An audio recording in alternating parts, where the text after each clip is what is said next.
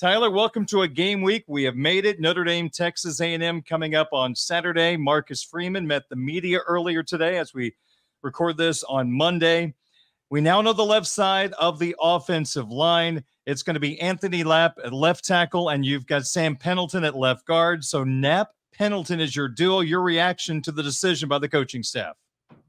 Yeah, 2 weeks ago, I would have said this is crazy, and that's right when we first saw them trot out as starters. That first day, a couple weeks ago in fall camp, when I saw Knapp playing ahead of Tosh Baker, who, by the way, Joe Rudolph called the answer to Notre Dame's left tackle situation after Charles Jagasaw got injured, and then Sam Pendleton playing in place of really both Pat Coogan and Rocco Spindler. I think both of those guys had a chance, obviously, to start at left guard.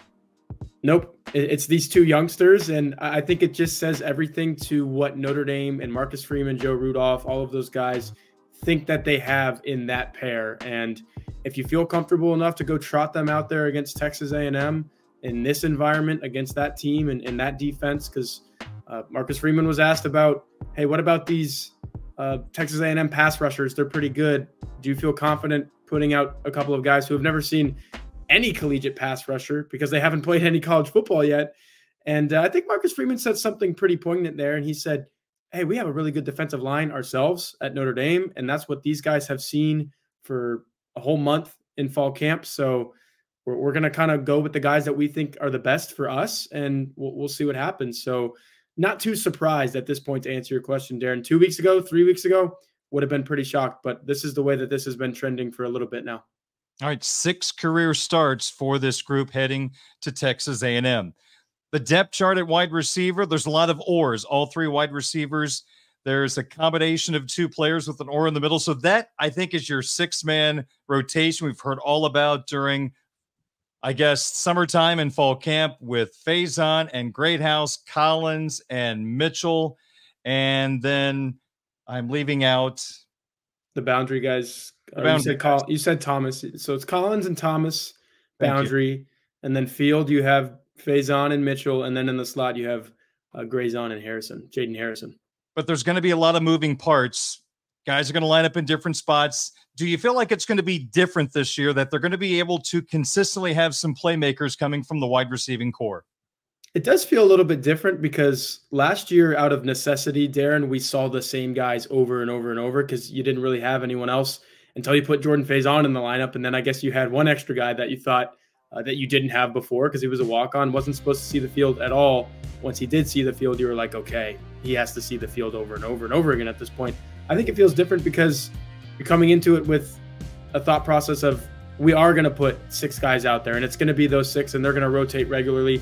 I even go back a couple of seasons ago, Darren, when all we saw over and over was Braden Lenzy and Jaden Thomas and Lorenzo Styles, and you never saw anybody, I guess, capable enough, that's what the Notre Dame coaching staff thought, to come in and relieve those guys. So you saw them over and over and over again. And then last year, like I said, a few guys go down with injuries, and you saw the same guys over and over and over again last year as well.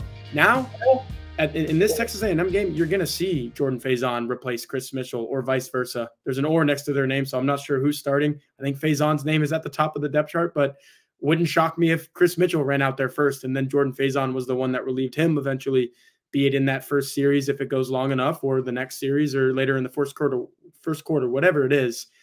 I think you are going to see those 6 guys rotate. And then it becomes a question of, okay, you have 6 guys who are rotating and you feel comfortable in them, but what are they doing? Are those 6 guys producing? And say it's Jordan Faison who produces and Chris Mitchell isn't putting up the numbers or isn't making the catches. I think they'll stick with Jordan Faison and say, hey, Chris Mitchell, until you're doing that, he's going to see the field over you, or Greathouse over Harrison, whatever it is. In the early going, though, Darren, it's definitely going to be a feel-it-out process. And right now they feel like they have 6 guys who can go out there and get the job done. I think the media now covering Notre Dame is at a disadvantage. You only get 2 questions in a media session with Marcus Freeman. So there had to be a lot of questions about offensive line today and some other parts of the football team. But it's really interesting. Not one question on the running back group, but I think that tells you the comfort level everybody has with this particular unit without Audric Estime anymore. With Love and Price, it seems like the Irish are not going to miss a beat with the running game in 2024. Yeah, it's kind of crazy how cyclical this is, because at this time last year, we saw what Audric Estime did in 2022, kind of playing in tandem with Logan Diggs, and Chris Tyree was kind of the third guy behind them that year. But you didn't know if he could go off for 1,300 yards like he did and be the bell cow, if you will, and take those carries every single game and be a true number one. Now I think you're sitting here thinking, okay, it's happened before. Audric Estime kind of laid the foundation. Jeremiah Love, it's your turn. And even if it wasn't Jeremiah Love, Darren, I feel like these coaches, Dylan McCullough, Marcus Freeman, Mike Denbrock, everyone that is involved with this Notre Dame offense, I feel like they think Jadarian Price could be a number one running back. And if Jabron Payne wasn't hurt, maybe he's a number one running back. I know he really kind of settled into that third down role, and I think that was great for him. And if he returns at some point this season, that's what he'll be. But I'm just saying Jabron Payne could probably be a number one somewhere else. Jadarian Price could definitely be a number one somewhere else, but he's playing in tandem with the guy in Jeremiah Love, who everyone I'll just throw the pun out there. Everyone loves this guy's capability and what he can do. And I think he's definitely an RB1 at Notre Dame and elsewhere. So it's in a really good spot. To go back to your point, I think these Notre Dame running backs make up probably collectively one of the best groups in the country. At left tackle, from my perception, it feels like Tosh Baker, a missed opportunity, and Anthony Knapp took advantage of it. At corner, Christian Gray beat out Jaden Mickey. I'm not sure Mickey did anything wrong, but Gray is just a rising talent. Yeah, he's just a different player. And Marcus Freeman said it in his Monday press conference. Last year, you were looking at a true freshman, raw, freaky, elite talent who you could throw out there and he can make that one-handed pick like he did against Pittsburgh. And you're saying, okay, that's just talent going to work. Now, a year later, he's been in college football for 365 plus days.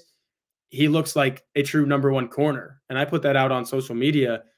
Darren, when Benjamin Morrison leaves this team, undoubtedly he probably will at the end of this season and go be a first-round draft pick in the NFL in 2025. It's nice if you're Notre Dame knowing that you have probably someone just like that in a number one corner and Christian Gray. I would not be shocked if they just move him over to the boundary side, say you are the new Benjamin Morrison, and then Jaden Mickey probably slides in finally as a starter in his senior season. It's exactly what Marcus Freeman said today. Yeah, you lose Chance Tucker, a senior, to an ACL injury for the year. It looks like he was going to be a depth guy. You got plenty of talent and you got plenty of depth anyway, because if Morrison can do it and Gray and Mickey, Carson Hobbs probably can, Leonard Moore can. You heard his name come up in fall camp over and over again. These Notre Dame corners there, and they are just reloading and reloading. It's not a rebuilding thing with these guys. It's a very good group.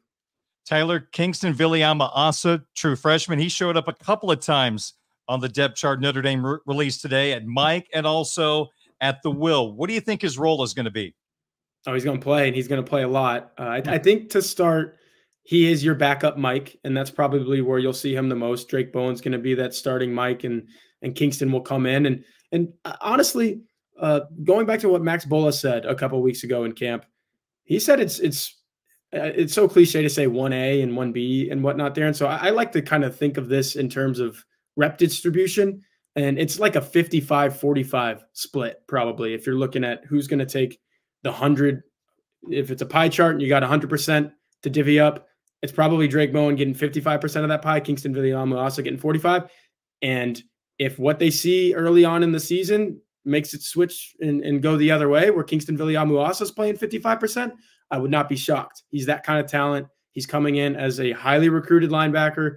I mean, you know, the other schools, excuse me, that wanted this guy. He could play not just at Notre Dame. He could play at a lot of different places, and he's going to play right away. And then, like you said, being in two different spots on the depth chart, that's versatility, Darren. That's a linebacker that you don't have to pigeonhole him into the Mike. You don't look at him and say, yeah, he's only a Mike linebacker. Like you would say like Drew White was a guy at Notre Dame where you kind of knew that he was going to play that one linebacker spot and be it right there. Kingston Viliama-Asa, heck, man, I'd play him at the Rover even if he wanted to. Like, I think he could play all three linebacker positions.